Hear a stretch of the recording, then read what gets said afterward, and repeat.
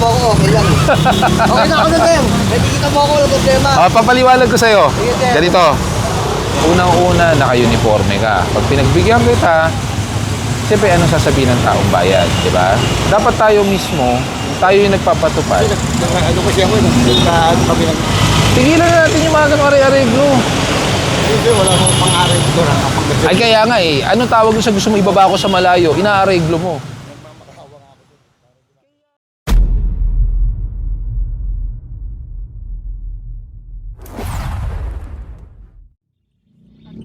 Ito, kanya-kanya ng pulasa, no? Itong inabot, natikitan. Emission testing kasi ito. Yun nga lang, yung mga sasakyan, nandito lahat sa kalsada. Ay itong biyak na bato, nasa biyak na bato pala tayo. Ay kasama sa Mabuhay Lane.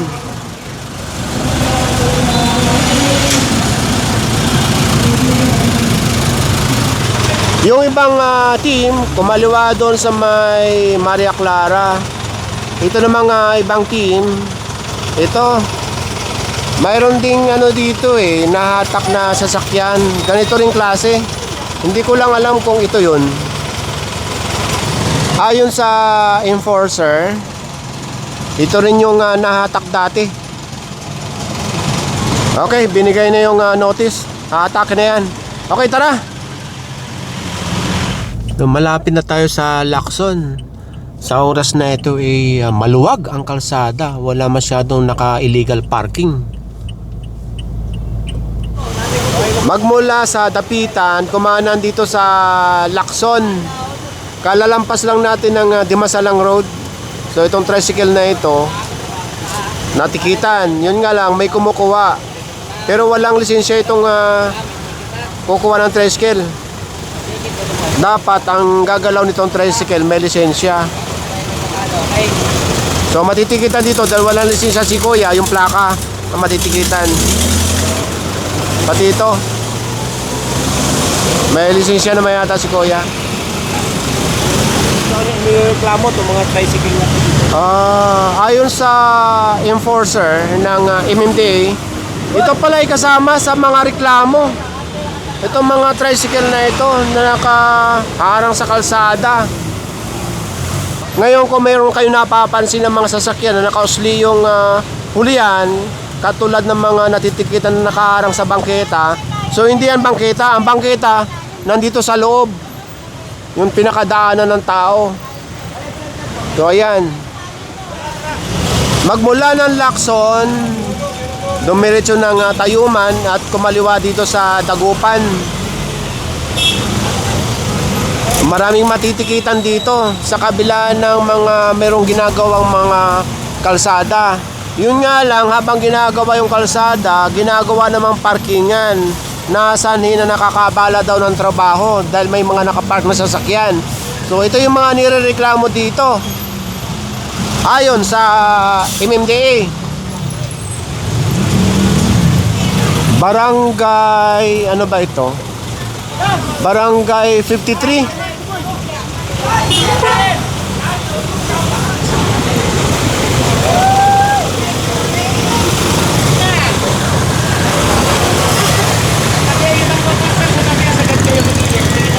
Yung mahatak lang dito, yung mga iniwan or walang lalabas na mga may-ari. So ito, kausap na yung chairman ng barangay at pinapakiusapan na huwag hatakin itong mga sasakyan. Dahil hindi naman daw ito permanent dito. Pero katulad nga ng sinabi ko kanina, ayon sa MMDA, hindi makapagtrabaho yung mga gumagawa dito dahil ginawang parkingan. Ito. Nung nakaraan, nadaanan din ito nung nakaraang pangalawang linggo yata. Yun dyan sa may ginagawang barangay na hindi natuloy dahil sinakop yung sidewalk. Marami rin nahatak doon. Meron din nakalagay kay chairman. Dalawang yung jeep na mayroong pangalan ni chairman. Ito.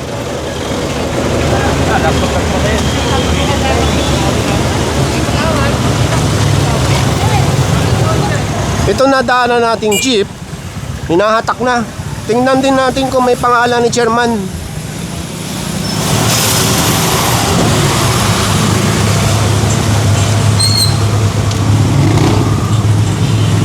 Itong sasakyan na hinahatak ayon kay chairman, yan daw ay hindi umaandar or kinonsider ng MMDA na stalled vehicle, kaya hinatak na.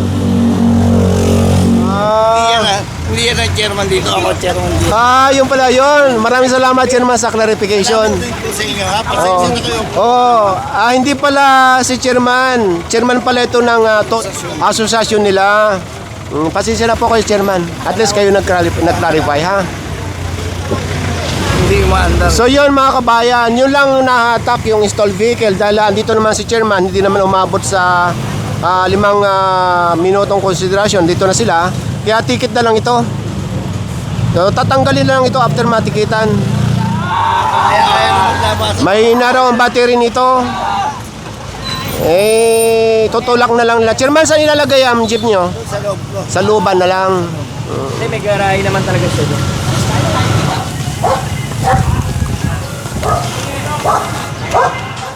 So ayun, ito na ang resulta. Hawak na ni chairman yung ticket ng kanyang jeep. Andito tayo ngayon sa naudlot na na barangay dahil nakapatong sa sidewalk. Dati noon may fence dito, mayroong mga nakaharang na o nakaparadang sasakyan.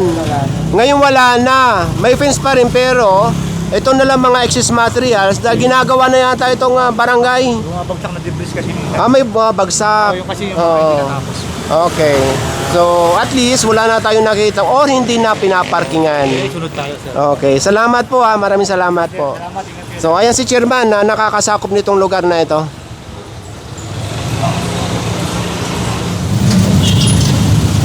Nandito pa rin tayo sa may Dagupan. Ang problema ng hinahatak na sasakyan na ito, wala yung may-ari. Yung nagmamaniho nito, dala yung susi. Lumabas na yung asawa. Pero wala siyang magagawa dahil nga wala sa kanya yung susi.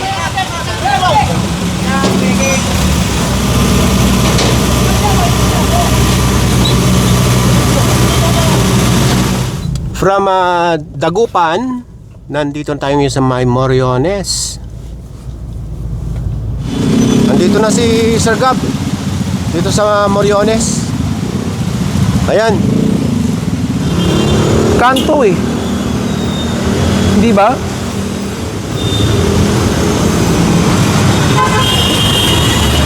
Ayan oh.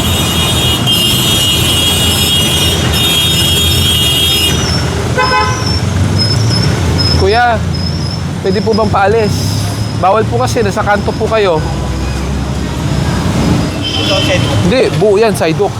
Ayan oh. Saka kanto eh. Di ba? Dapat rin yan kuya.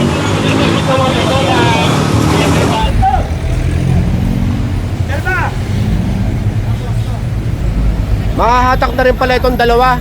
Ayon dito sa enforcer. Ito na magkakarga sa dalawang yan, tricycle. Okay, tara, doon tayo sa unahan.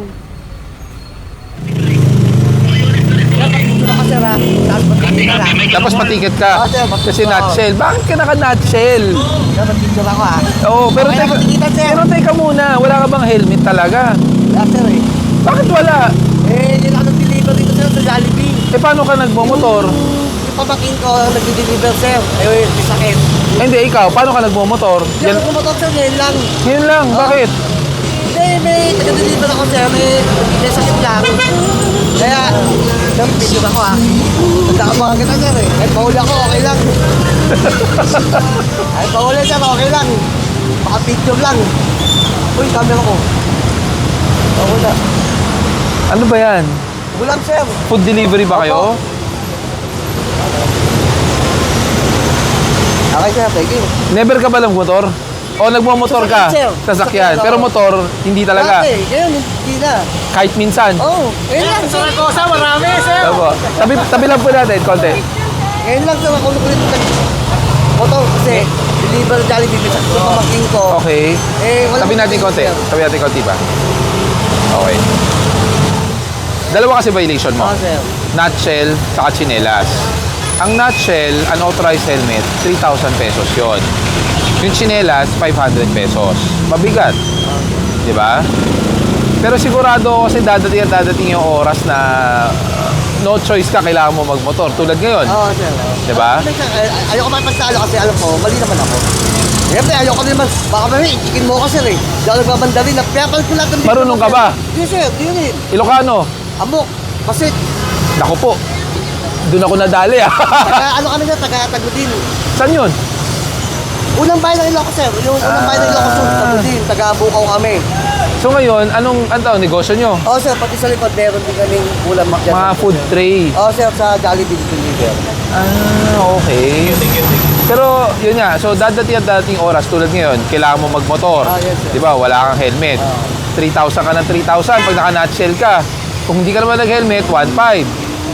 Ayun na pala, sir. Kasi ako ayoko makipagtalo. Bakit talaga kita okay na ako? Kahit tikita mo ako, okay lang. Okay na ako na, sir. Kahit tikita mo ako, walang problema. Papaliwanag ko sa'yo. Sige, sir. Ganito. Titikitan kita ng dress code. Sige, sir. 500. Ako, sir. Thank you. Yung helmet na yan, kanino ba yan? Ito, sir. Sa asawa ko, pag pupunta Blumentritt, sila. Kasi ako, sir, usually sa bahay lang. Nagtitinda akong tape, tapos So ito ang ginagamit ng asawa mo. Oo, sir. O ganito, dahil siya ang nagmumotor talaga. Oo, sir. Siya talaga. Oo. Akin na to. Ay, sige, sir. Thank you. Akin na to. Swerte. Akin na to. Kaya, Bibigyan kita ng bagong helmet para yun din ang pwede mo ipagamit sa sige, sir, misis thank mo. you. Thank Okay you ba po, yun? po. O sige. Pero yung helmet to, yan. ito po. Kunin mo yung helmet. Yung kulay pink, sakto. Uy, pinahuli ako! Nahuli ako! Nahuli ako! Naka-nutshell po kasi siya. Nahuli ako. Saka naka-chinelas. Oh, di mo ito kilala? Hindi ka kasi nanonood ng MMDA eh. Manonood ka ba? Nahuli nga ako. Halika dito. Okay lang mahuli. Oh, bilibig pa tayo. Okay, sir. O, misis, ang sabi niya kasi, nagmomotor ka daw, ang gamit mo nutshell, pambisikleta.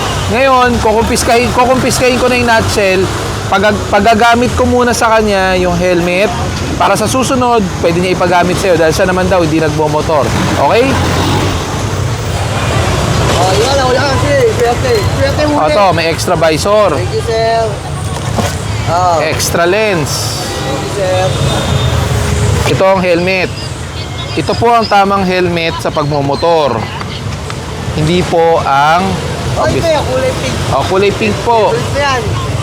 Yung spoiler, kinakabit lang yan dito, ikabit mo na lang sa bahay, ha? Oh, baba ko na. Okay, sige. Sige po, ma'am. Ito keychain. Oh. Lagay inaabangan kita, sir. Mahuli ako eh. Ayan na, nahuli ka na. Okay. Halika, subukan natin kung kasya sa'yo yung helmet. Pag hindi, yari ka. Halika. Yan! Pasya, sir. Kasya. O, i-strap mo.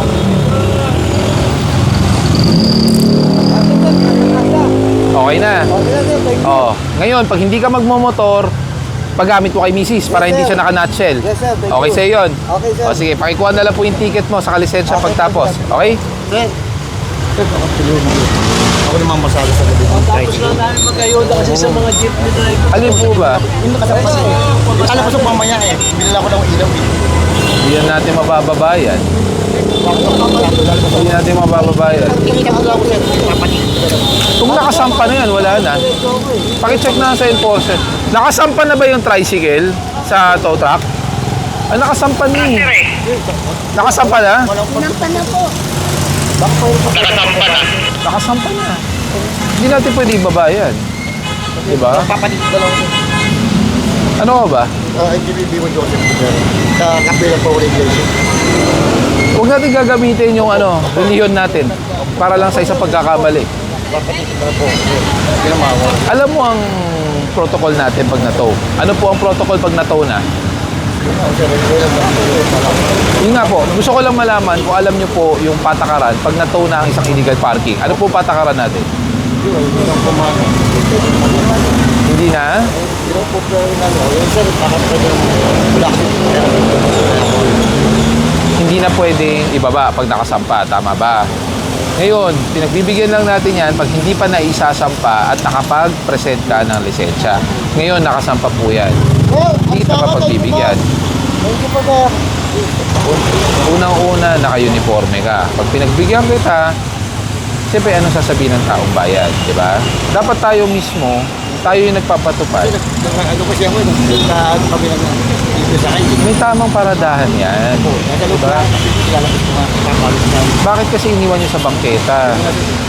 Diba? Mas nakakahiya yan. Pag pinagbigyan ko kayo, lalo na naka-uniforme ka pa. Kaya tapos lang po namin ang ano, pre. May tamang paradahan. May tamang paradahan. Hindi po dyan. Hindi natin kina-question yung libreng sakay dahil na napakalaking tulong po yan. Ang problema natin, yung sasakyan nyo mismo, nakalimutan nyo na iparada sa maayos. Ngayon, pagbibigyan ko kayo, pag hindi pa naisampa. Ang problema na isampa. Pag binaba po natin yan, anong sasabihin? Tayo mismo lumabag sa protocol, sa procedure natin, di ba? Mas nakakahiya po yan, mapupulaan po tayo lalo niyan pag ginawa natin yan. Kung gusto mo, pwede ka sumama. Tapos doon na lang po sa impounding. Baka sakali makausap nyo yung hepe doon. Total, yung hepe naman doon, kapatid nyo. Pero dito po sa kalsada, hindi ko po mapagbibigyan yan. Saka first and foremost, parte ka ng enforcement eh. Alam mo dapat kung saan ng bangketa, di ba? Ha? Napagkasugin na yan. Ano gagawin ko? Lahat na lang. Walang pambayad, walang panggasolina, walang pantubos. Anong gagawin natin? Lahat na lang. Lahat na lang, i-justify natin. Di ba? Nakasampa na nga. Pag hindi nakasampa, pagbibigyan kita, walang problema. Tulad ng isang driver, pinagbigyan ko. Ang problema, wala ka. Sa gawain yung ganun eh. Ibaba sa malayo. Kaya walang natututo eh. Puro na. Tigilan na natin yung mga ganun are-areglo. Hindi, wala akong pang-aral ito lang. Ay kaya nga eh, ano tawag mo sa gusto mo ibaba ko sa malayo? Inaareglo mo. Nagmamakahawa nga ako doon. Kaya nga sinabi ko sa impounding na lang. Hindi na tayo kumana. Ako binibigyan na kita ng option. Tinutulungan kita, ako na nga, sasagutin ko na ang gasolina mo para hindi ka mahirapan eh. Pero itutuloy ko ang mali mo. Apprehension yan eh. Pag binaba ko yan, ano sasabihin ng mga tao? Pag tropa, kahit na mali, baba. Diba? Picture boss. Basta pumunta ka lang doon, dali mo yung notice mo. Tapos makiusap ka sa hepe doon. Wala pa akong pag-isip. Andun.